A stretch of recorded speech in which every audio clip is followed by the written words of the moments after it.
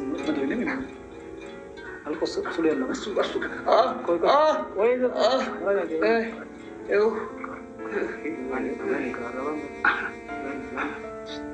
ما داعي رجال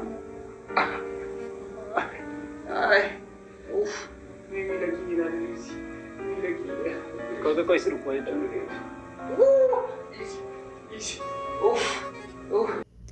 السلام عليكم ورحمة الله وبركاته.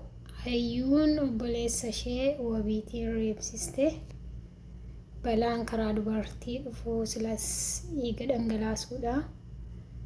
Rabbii yaajaan waa baasuu wanta kanarra dhugaa rabbii dhugaa dubbachuuf jecha hayyuun waa qabdi, dhugaa dubbachuuf waa qabdi malee waa malee akkasii ofiis ofin maraachine namas maraachine dhugaa dubbachuuf jecha aan mareefun bareef yani Sayidoon illee dhuguma jaallatee dhuguma immoo isheef yaadee qofa osoo hin taane isa isheef yaadee qofa osoo hin taane akkasuma maatii ishee obboloota ishee sodaateetu inni jaartii isaa akkam jaallatu ijoollee isaa akkam jaallatu hanga har'aatti ayyuu bira taa'ee ani jaartii koo baay'een jaalladhaa jedhee taa'ee isheetti haasa'u isheetti taa'ee dubbatu garmalee akkasuma yaa jaallatu beekama.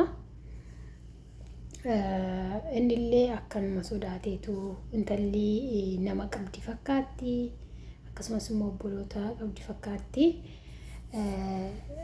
isa sodaateetu sayintinaallee hanga har'aatti ji'a 3 geheera boqonnaan isaa silaa gara Yamaniitti deebi'uu qaba ture jedhanii garuu hanga har'aatti Itoophiyaa ma jiru. Rabbi keerii haa godhu. Ayyuuni baranaa kan uftee dhiiga namaa dhangalaasisuu fi dhugaa dubbachuuf jecha intalli sun qilifliffii obsan qabdu wayi waa ta'e imaana hin qabdu. Imaana akka hin qabne beekamti intalli. Dhugaa dubbachuuf ayyuun imaana hin qabdu. Namni imaana qabu jaalalaaf jedhee of hin ajjeesu. Jaalala rabbiitu keessa isaa jira waan ta'eef jaalalaaf jedhee waan baay'eef hin godhu. Isinii galee namni jaalala rabbii qabu akkana hin ta'u. Imaana hin qabdu intalli keessi ishee qullaadha bakka baachiru rabbiin bakka laphee isheetti rabbiin hin keenye. Namni akkanaa immoo yeroo baay'ee hojii seexanaa hojjechuutti fiiga. Of ajjeesuu, qorichaa dhuguu, nama reebsisuu. Amma mucaan kun maal godhe? Wayi dura ishee jaallatee badii hin qabu inni wabiin jechaadha. Inni isheen waan baay'ee mungkin immoo wal mari'atanii godhanii ta'uu danda'a. Hin beekamu wayi immoo duraan jalqaba wal mari'atanii mubee faana biraankii godhanii galas intalli gaaf ishee itti saakka'ee fi itti heerumte. Kanaafuu amma mucaa kanaa eenyuun irsa suumiyaa kanaa Sayidoo kana dhuguma jaallattee isinitti fakkaata. Mucaa mataa lama baasee kana arrii baasee kana jechuun umurii ishee miti nama guddaadha. Isheen ganaa ijoolleedha. Marattee an akka wabiifaa kanatu isheef ta'a ishee wajjiniin guddatu. Mee maal isaa jaallattee ta'u mucaa kana? Qabeenyuma isaa jaallatteetu baachiru. Isheen qabeenyuma isaa jaallatteeti malee waa malee akkasitti hin maraanne. Isinii galee qabeenyi sun immoo ofiima isheeyyuu ni fiddi turte. Hiriyaattee isheetti heerumtee ofiima ishee nama fiddi turte. Innis hojjetee fide waan ta'eef jechaadha. Innillee akkasuma yuutuubii dalageetu soorome malee wanta gubbaatii gadi roobeef hin jiru. Kanaaf hayyuun dhugaa dubbachuuf Sayidoo kan jaallattee birrii fi qabeenya isaa ilaalteetu malee jaalala isaa ilaaltee miti. Intalli kun jaarsaaf jaartii adda baastee achii booddee Sumayyaan amma akkas jettee jirti. Har'a viidiyoo gadhiisteetti ana Baardaaritti hangalaa kanaa boodanii jettee dudubbatteetti waan tokko dudubbattee jirti. Lammaffaa immoo ni baatii 3 gaheera. Iddoon baga dhufiin jettee gammaddee jirti isheen.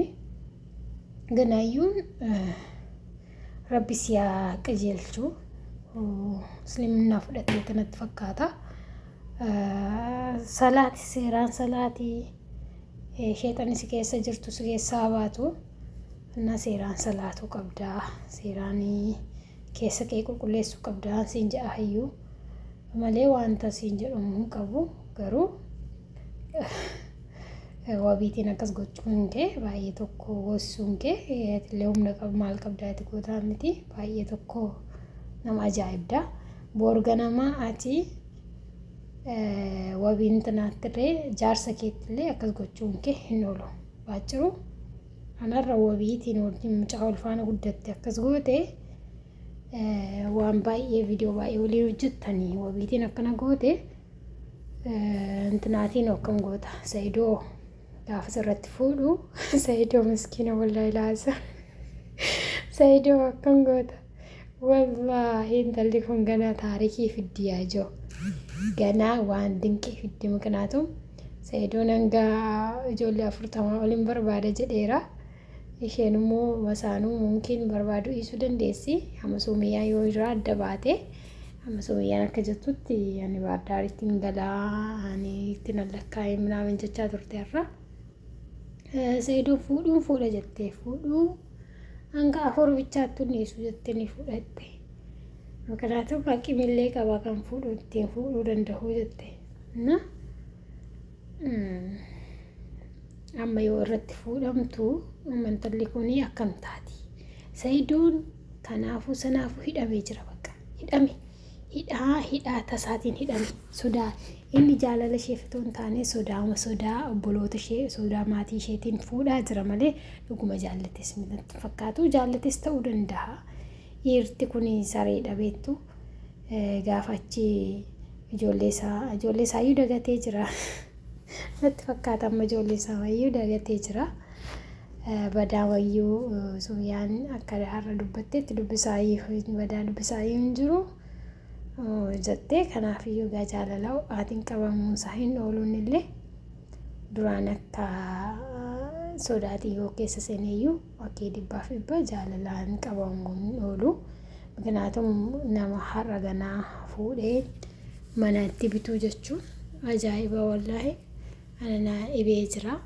sodaadha bakka waan hundaaf iyyuu Saidoon kan fuudhaa jiru wabii immoo rabbi si haa fayyisu rabbiin mashaakina kana keessaa rabbi si haa baasu jabaadhu rabbi si haa fayyisuun jedha ayyuu rabbi obsa siif haa kennu dammoo rabbi boonaa siif haa kennu kan itti sammuu siif haa kennu an ittiin yaaddu. Assalaamu alaykum warahmatullahi wabarakatuh galatooma hundi keessan ulfaadha.